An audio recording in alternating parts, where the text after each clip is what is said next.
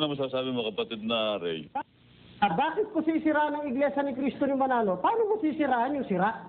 Diba? Wala ka na sisirain dun. Sira na nga talaga. Bilang paalaala, Renante, kung aayaw mo na mabulgar sa maraming mga tao, sa buong Pilipinas, kung sino ka, kung ano ang uri ng mga pinaggagawa mo, kaya kay tiniwalag sa iglesia, alam mo na dapat mong gawin. Pwede subukan mo. At malalaman ng buong mundo naman, yung kabalbalang pinaggagawa nyo riyan. Subukan mo, sige. Ugaling baboy, ugaling aso. Ayan. Bobo! Ano ba talaga, kuya?